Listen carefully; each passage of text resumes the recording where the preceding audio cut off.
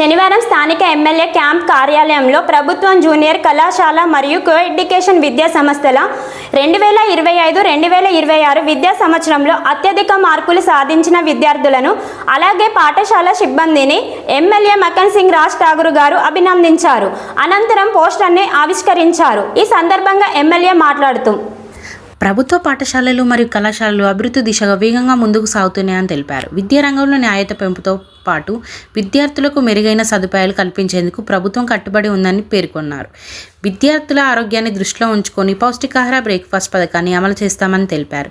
ఈ పథకం కింద వారంలో 3 రోజులు పాలు, మరో 3 రోజులు రాగి జావా అందించేలా చర్యలు తీసుకుంటామని వివరించారు. విద్యార్థులు కష్టపడి చదివి ఉన్నత లక్ష్యాలను సాధించాలని, తల్లిదండ్రులు మరియు ఉపాధ్యాయుల ఆశయాలను నెరవేర్చాలని ఎమ్మెల్యే సూచించారు. కళాశాలలో చదువుకొని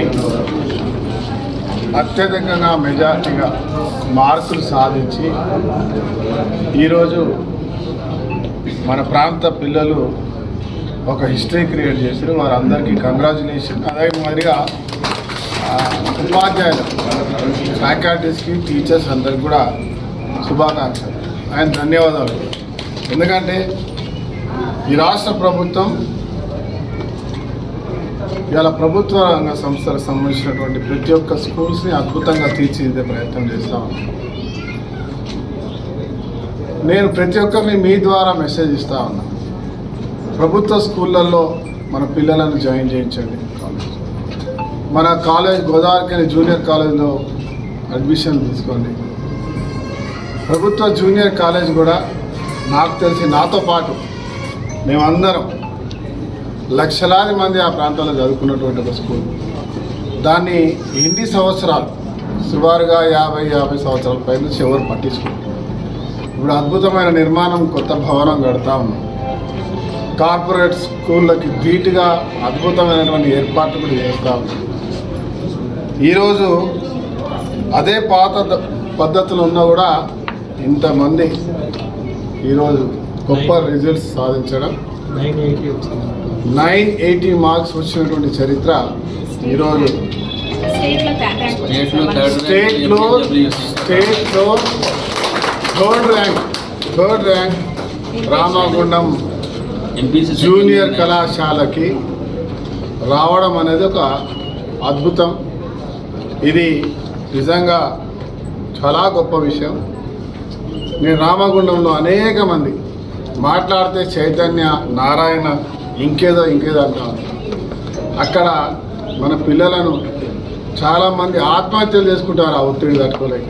కానీ ఇదే జూనియర్ కాలేజీలో ఆడుతూ పాడుతూ అద్భుతంగా చదువుకొని రాష్ట్రంలో 3వ ర్యాంక్ తెచ్చారంటే, 98% సాధించిన చరిత్ర వచ్చిందంటే ఇంత అద్భుతంగా మన ఉపాధ్యాయులు నేర్పిస్తూ ఉన్నారు.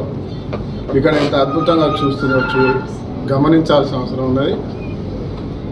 రామగుండం ప్రాంతంలో ఉన్న ప్రతి ఒక్కరు కూడా జూనియర్ కాలేజ్లో అడ్మిషన్స్ తీసుకోండి. రాబోయే సంవత్సరం నుంచి మిడ్ డే మీల్స్ కూడా, భోజన వసతులు కూడా ఏర్పాటు చేస్తూ ఉన్నాం.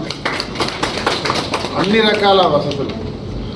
ప్రభుత్వ జూనియర్ కళాశాల కాదు, అక్కడ అడ్మిషన్ కావాలంటే కష్టపడాల్సినటువంటి పరిస్థితి రాబోయేటువంటి రోజులు చూడబోతారు. దయచేసి అందరూ కూడా ప్రభుత్వ జూనియర్ కాలేజీలో గోదావరికంలో అడ్మిషన్ తీసుకోండి.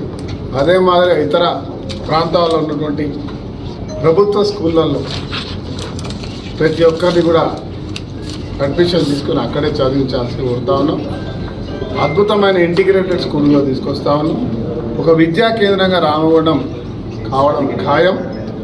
ఒక సంవత్సర కాలంలో మరి ప్రభుత్వ జూనియర్ కాలేజ్ సంబంధించినటువంటి అధ్యాపకులు, నిర్వాహకులకి శుభాకాంక్షలు.